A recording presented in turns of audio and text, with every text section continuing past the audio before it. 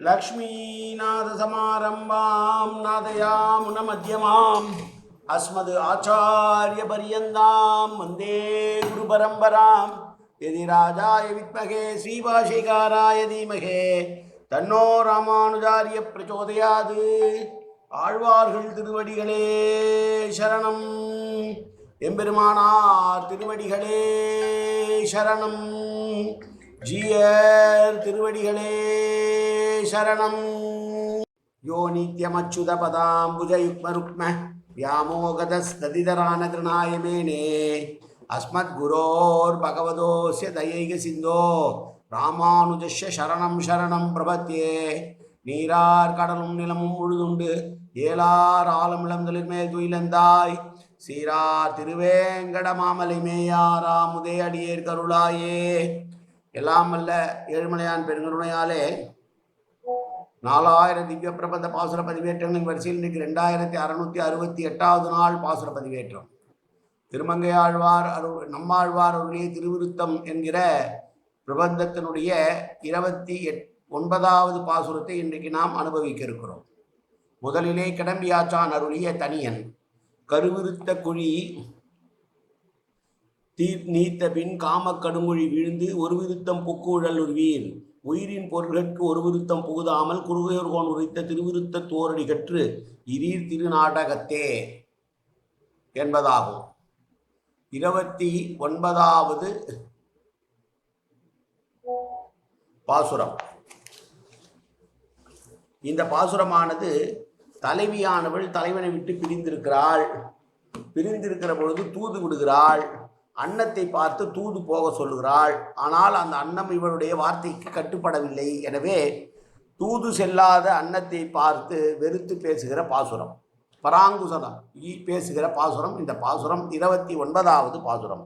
இன்னின்ன தூது எம்மை ஆள் அற்றப்பட்டு இறந்தாள் இவள் என்று அண்ணன்ன சொல்லா பெடையொடும் போய்வரும் நீளம் உண்ட மின்னன மேனி பெருமாள் உலகில் பெண் தூது செல்லா அண்ணன்ன நீர்மை கொலோ குடி சீர்மையில் அன்னங்களே. அன்னத்தை பார்த்து சூது சொல்கிற போது பொதுவாக ஆண்தான் தூது விடுவான். கிருஷ்ணன் தூது, நலனுக்கு ஒரு தூது என்றெல்லாம் இருந்ததில் கூட ஆஞ்சநேயர் தூது என்று ஆண்களாக தூது சென்றது போக இவளானவள் பெண்ணாக இருக்கிறாளே, இவளுக்கு போய் நாம் தூது போகலாமா என்று அன்னங்களே நீங்கள் நினைக்கிறீர்களா என்று சொல்கிறார்.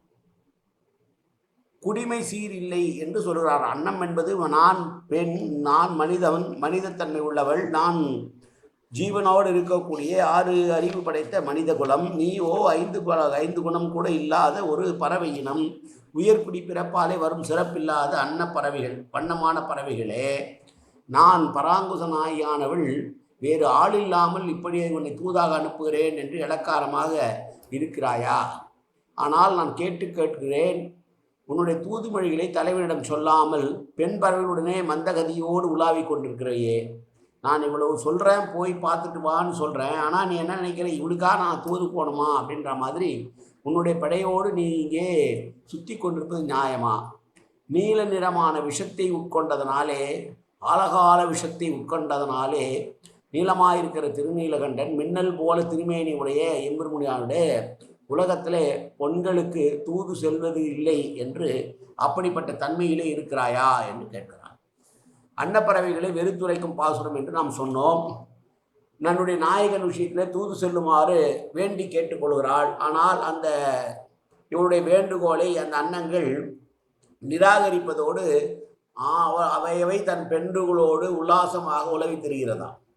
அதனாலே இது அன்னம் ஓடு இழிதல் என்று சொல்லுவார்கள். திருக்கோவையாரிலும் இது பேசப்படுகிறது. உலகமெல்லாம் துயிலா நின்ற இந்நிலைமை கண்ணும் யான் துயிலாமைக்கு காரணமாகிய என் வருத்தத்தை சென்றவர்க்கு சொல்லாது தான் தன் சேவலை பொருந்தி கவர்ச்சியின்றி துயிலாகின்றது என அன்னத்தோடு அழிந்து கூறா நிற்றல் என்று ஒருவரே ஆசிரியர். நான் இங்கே தூங்காமல் தவித்து கொண்டிருக்கிறேன், ஆனால் நீயோ உல்லாசமாக இருக்கிறாயே என்று அன்னத்தை பார்த்து நான் தூதுவிட சொன்னால் போக மாட்டேன் என்கிறாயே. அதை பார்த்து கோபப்படுகிறாள் பராங்குசனாகி, வருத்தப்படுகிறாள் பராங்குசனாகி. சாட்சாத் புருஷோத்தமனாகிய சர்வேஸ்வரனுடைய விஷயத்திற்கு நாம் செல்வதானது தாழ்ந்த இடத்துக்கு தூது செல்வது போல இல்லை என்று உணரமாட்டேன் என்கிறாய் அன்னமே என்று கேட்கிறார். நான் என்ன சொல்லுகிறேன், நீ யாரிடம் தூது சொல்லப் போகிறாய்? நீயோ அன்னம் பறவை. நான் சொல்லுகிற தூது என்பது பெருமாளிடம் போய் சொல்லு என்று. கொண்டாடத்தக்க தூதாகத்தான் இது இருக்கிறது, அல்லாமல் இழித்தக்க தூது அல்ல. எனவேதான் கொண்டாடத்தக்கது என்று சொல்வதற்காக தான் இன்னென்ன தூது என்று சொல்லுகிறார். எம்பெருமானிடம் உனக்காக நீ வேண்டிக் கொள்ள வேண்டி சென்று பேச வேண்டியிருக்க, அப்படி இல்லாமல் எனக்காக நீ சென்று பேச வேண்டியது என்பதாவது பிறருக்காகவாவது பெருமாளிடம் செல்கிறோமே என்று பாக்கியம் என்று நீ கருத வேண்டுமே, ஆனால் நீ அப்படி கருத மாட்டேன் என்கிறாயே என்று கேட்கிறான். நான் சாதாரண ஜந்துவான உன்னை பிரார்த்திக்கிறேன். நவவியாகரண பண்டிதனான அனுமான் போல் வரை விடுதற்கு என்ற தூது எனக்கு கிடைத்ததே என்றும் இவன் நினைக்கிறதா? அனுமாரை போல் நானும் நவவியாகரண பண்டிதன், என்னை இவள் தூது கேட்டது, இவளுக்கு வேறு ஆள் இல்லை என்று நினைக்கிறாயா என்று கேட்கிறார். போகாமலும் வராமலும் இங்கேயே தூங்கி உல்லாசமாக மிதந்து கொண்டிருக்கிறீர்களே, இதுதான் நியாயமா? முன்னொன்று தன் பெண்மையையும் பார்த்து நாம் பறவை என்பதும் நோக்காது நம்மை இவள் பிரார்த்திக்கிறாளே, வேறு ஆளை சுட்டி காட்டி விலக சந்தர்ப்பம் இல்லாதபடி ஆளிட்டிருக்கிறாள் இவள், எனவே என்னதான் இவள் நம்பியிருக்கிறாள் என்று அண்ணங்கள் நினைக்கிறீர்களோ என்று கேட்கிறார். தன்னுடைய பிரார்த்தனையிலும் ஒரு குறை இல்லை. பராங்குச நாயகி நினைக்கிறாள், என்னுடைய பிரார்த்தனையிலும் ஒரு குறை இல்லை, அன்னப்பறவைகளுடைய சக்தியும் ஒரு குறையில்லை. அப்படி இருந்தாலும் இவை தூது செல்ல மாட்டேன் என்று சொல்வதற்கு என்ன காரணம் என்று பார்த்தார்.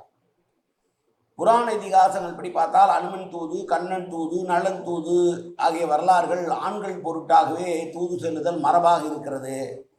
ஆனால் நானோ பெண், நான் சொல்வதனால் இவை போக மாட்டேன் என்று கருதுகிறதோ, பெண்ணின் சொல்லை கேட்கக்கூடாது என்று நினைத்து பார்க்கிறார். நலத்தின் கண் காரின்மை தோன்றினை, அவற்றினை குலத்தின் கண் ஐயப்படும் என்று திருக்குறளுடைய குடிமை என்கிறதுல 2வது குறள். உயர்குடி பிறந்தார்க்கு இயல்பாகி இன்சொல் இகழாமை உபகாரம் முதலிய நற்குணங்கள் இல்லாத அளவில் குலக்குறையை சொல்லப்படுமாதலால் இவற்றினிடத்தும் அவையின் இல்லாமை பற்றி குடி சீரமை இல்லாத அன்னங்கள் என்றது. நல்ல குணம் இல்லை இந்த அன்னங்களுக்கு என்று சொல்கிறார். எம்பெருமானுடைய திருமேனியில் உள்ள கரும நிறத்தையும் திவ்ய ஒளியையும் பற்றி நீலம் உண்ட மின்னன்ன மேனி பெருமான் என்று சொல்லுகிறார். மின் உண்ட மேனி என்று மாற்றி அனுபவிக்கிறார்கள். மின்னர் கொடியை நடுவிலே கொண்ட நீலமேகத்தை ஒத்த பெருமாளாம் என்று சொல்லுவார்கள். திருமார்பிலுள்ள நாச்சியார் அப்படி இருக்கிறாள் என்று உரை சொல்லுகிறார்கள். மேகம் என்பது திருமேனிக்கு ஓமையாக கொள்ளப்படக்கூடியது. தூது என்பது ஆச்சாரிய விஷயம் என்று சொல்லுவார்கள். எம்பெருமானை சேரப்பெறாத ஆழ்வார் தன்னுடைய ஆற்றாமையை யார் மூலமாவது தெரிவிக்க வேண்டும் நினைத்த இடத்திலே ஒருவரும் தகுந்தவர் நேரே இல்லாததனாலே அவரவர்கள் அவர்களுடைய காரியத்திலேயே ஊன்றியிருக்க ஆழ்வார் வெறுத்து போய் சொல்லுவதாக இது கொள்ளுரை பொருள் கொள்கிறார்கள். அம்சம் என்ற அன்னப்பறவையானது வெண்ணிறம் உள்ளது. வெண்மை நிறமுள்ள பட்சிகளே சிறந்தது. பாலையும் நீரையும் பகுத்து நீரை விட்டு பாலை மட்டும் அருந்தக்கூடிய தன்மை பெற்றது அன்னபுரம். அதுபோல சத்வகுண பரிபூரணாய் மற்றொரு எல்லோரிலும் மேம்பட்டு சாதாரண சராசரங்களில் நடக்கக்கூடியவெல்லாம் பகுத்துணர்ந்து அசாரம் என்று சொல்லக்கூடிய தீயவைகளை விளக்கி சாரம் என்று சொல்லக்கூடிய நல்லவைகளை கிரகிக்கும் இயல்புடையவனான நல்லாசிரியன் இருந்தால் மட்டுமே நாம் நினைத்தது நடக்கும், பெருமாளை அடைய முடியும் என்று சொல்லுகிற உள்ளுரை பொருளை கொண்ட பாசுரம் தூதுக்காக செல்கிறவரை தூதனாக ஆச்சாரியனை கொண்டு ஆச்சாரியனுடைய தன்மையினால் அல்லவா நமக்கு அருள் கிடைக்கும் என்று சொல்லுகிற பாசுரம் இந்த பாசுரம். இன்னென்ன தூது எம்மை ஆள் அற்றப்பட்டு இறந்தாள் இவள் என்று அன்னன்ன சொல்லா பெரும்படையோடு பிடையோடும் போய் வரும் நீலம் உண்ட மின்னன்ன மேனி பெருமாள் உலகில் பெண் தூது செல்லா அன்னன்ன நீர்மைகளோ குடி சீமை இல் அன்னங்களே. காயன வாச்சா மனசேந்திரிர்வா உப்ஜாப்தனாவா பிரகதேது சுபாவாது கரோமி எத்தது சகலம் பரஸ்மை ஸ்ரீமன் நாராயணாயேதி சமர்ப்பயாமி. உடலால் உள்ளத்தாலும் வாக்காலும் சகல விதமான பாபங்களும் தோஷங்களும் நிறைந்ததாக உலகத்தில் பிறந்த போதிலும் அடியேன் செய்கிற நல்வினையோ தீவினையோ அத்தனையும் உன்னுடைய கமலமலர் பாதங்களில் சமர்ப்பிக்கிறேன் கண்ணா. காத்தருள்வாய் கண்ணா, ஏற்றுக்கொள்வாய் கண்ணா. எப்போதும் திருநாமம் கண்ணா கண்ணா கண்ணா என்று என் நாவில் விடுவதற்கு அருள்புரிவாய் கண்ணா. சர்வத்திர கோவிந்தநாம சங்கீர்த்தனம். கோவிந்தா கோவிந்தா கோவிந்தா கோவிந்தா கோவிந்தா கோவிந்தா கோவிந்தா கோவிந்தா கோவிந்தா.